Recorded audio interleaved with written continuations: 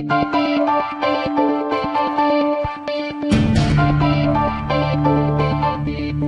and welcome to the Spirited Debate. I'm Lauren Green. A Pentagon-approved seminar claims that sexism stems from the Bible and the U.S. Constitution.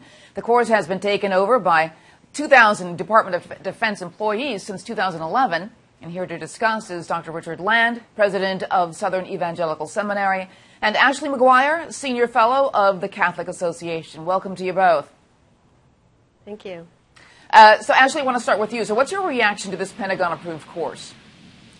Well, it's really sad to see yet another way that the government is coming after Christians, and I also think it's just wrong. I mean, you can take anything out of context, but we need to stop and look back to what the world looked like 2,000 years ago when Christianity emerged. I mean, there is nothing that's done more, arguably, to elevate the rights of women than Christianity did at the time. So, I mean, what we should be talking about is how the rights of women are rooted in Christianity, not sexism. And if you want to talk about the Constitution, I mean, was our society perfect at the time of the founding? Absolutely not. But I think it's a real testament to the Constitution that it's been able to expand to enhance and increase the rights of both of these groups. And Dr. Land, what's your reaction to as well?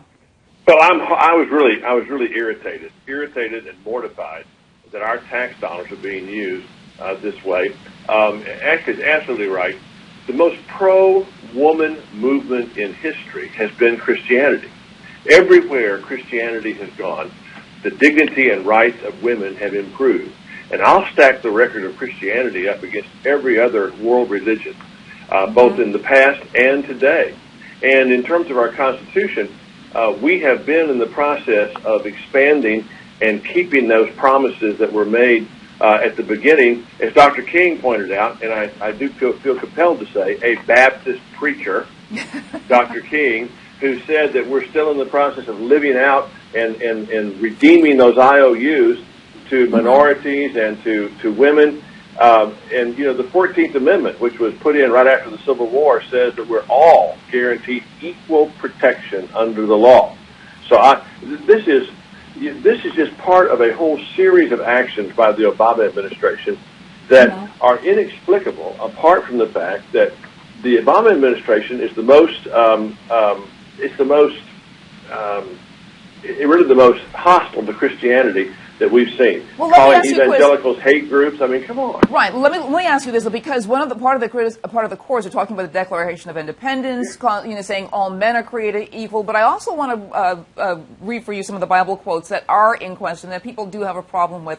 We've got 1 Timothy. This is New Testament. 1 Timothy, let a woman learn quietly with all submissiveness. I do not permit a woman to teach or to exercise authority over a man. Rather, she is to remain quiet. 1 Corinthians, the women should keep silent in the churches, for they are not permitted to speak, but should be in submission, as the law also says. Proverbs from the Old Testament, it is better to live in a corner of the housetop than in a house shared with a quarrelsome wife. And actually, I want you to address this, because you're a woman and you are talking about how the Bible promotes women, and a lot of modern people have a problem with these kinds of verses in the Bible. How do you reconcile your understanding of the Bible with these verses? Well, I think you can't just look at, one verse or one half of a verse. And I think one of people's favorite verses to quote when they want to say, oh, Christianity is oppressive to women is something where Paul says, women, obey your husbands or submit to your husbands. And they always leave off the second half of the verse where he says, men, you basically have to treat your wives as Christ did the church, and Christ died.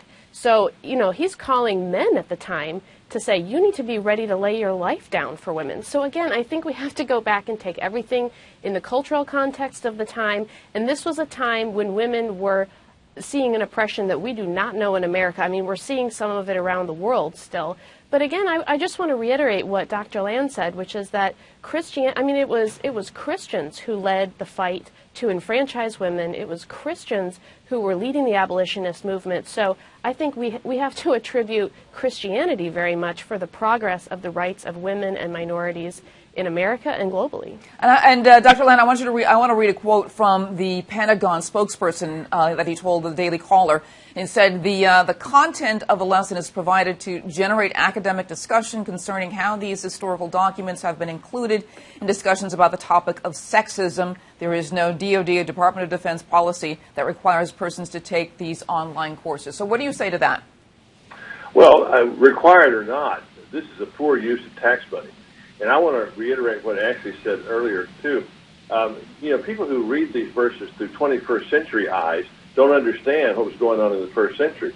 In the first century, women were the property of their husbands. I guarantee you, when Paul's letter arrived in Ephesus, it was not, wives, put yourselves under the authority of your own husbands as unto the Lord.